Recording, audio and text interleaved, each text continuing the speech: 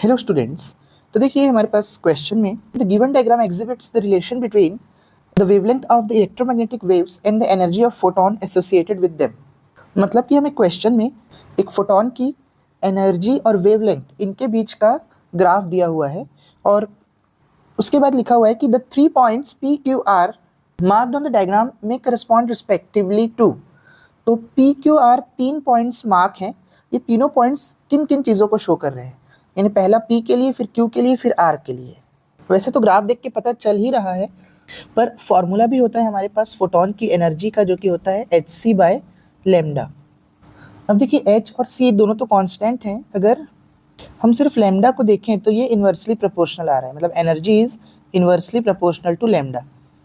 तो ये जो ग्राफ बना है वो यही बता रहा है कि जितनी ज़्यादा एनर्जी रहेगी उतना कम लेमडा रहेगा। चलिए अब मैं एक इलेक्ट्रोमैग्नेटिक स्पेक्ट्रम ओपन करता हूँ। तो देखिए सबसे पहले तो हम समझते हैं कि किसकी वेवलेंथ सबसे ज़्यादा है। तो देखिए अगर वेवलेंथ सेक्शन आप देखो तो रेडियो वेव की वेवलेंथ सबसे ज़्यादा है, फिर उसके बाद माइक्रोवेव, इंफ्रारेड, ऐसे करके वेवलेंथ कम होती जा रही है। ठीक है, तो सबसे ज़्यादा वेवलेंथ रेडियो वेव्स की है। लेकिन हम अपने ऑप्शंस में देखें क्वेश्चन के, तो उसमें सिर्फ 3 चीज़ों की बात की गई है, एक्स रे, माइक्रोवेव्स और यूवी रेडिएशन। इनको हमें अरेंज करना है। तो देखिए मैं वेवलेंथ के अकॉर्डिंग अरेंज करता हूँ। अगर मैं एक्स रे, माइक्रोवेव और यूवी रेडिएशन इन तीनों में से अगर देखूँ तो सबसे ज़्यादा वेवलेंथ किसकी है? माइक्रोवेव की वेवलेंथ सबसे ज़्यादा है। देखिए माइक्रोवेव की वेवलेंथ सबसे ज़्यादा है। अब इस डायग्राम में अपन देखते हैं कि सबसे ज़्यादा वेवलेंथ किसकी हो रही है, पी, आर और क्यू में से। तो देखिए सबसे ज़्यादा वेवलेंथ तो है क्यू की। अगर आप इस पॉइंट को देखो तो क्यू की वेवलेंथ सबसे ज़्यादा है। तो क्यू जो है वो पक्का माइक्रोवेव है।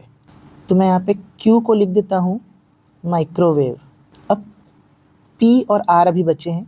तो चलिए अब माइक्रोवेव के बाद कौन सी वेव आ रही है? माइक्रोवेव के बाद आ रही है देखिए अल्ट्रा वायलेट रेडिएशन। ठीक है ये। तो देखिए आर जो है वो मीडियम वेवलेंथ का है। मीडियम मतलब क्यू और पी के रिस्पेक्ट में बोल रहा हूँ। तो मीडियम वेवलेंथ है, मतलब कि आर क्या आ जाएगा? Ultraviolet. उसके बाद देखिए सबसे कम वेवलेंथ किसकी है अपने ऑप्शन के अकॉर्डिंग? एक्स रे की। तो ये जो पी है वो हुआ एक्स रे।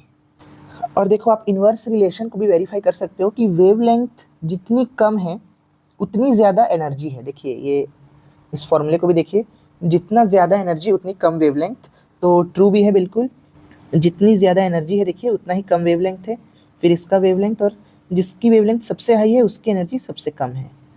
तो पी क्यू आर, देखिए क्वेश्चन में आप ध्यान दीजिए, पी क्यू आर के हिसाब से अरेंज करना है। तो हमारा पी हो गया एक्सरे, क्यू हो गया माइक्रोवेव और आर हो गया यूवी रेडिएशन। तो ऑप्शन ए सही हो रहा है।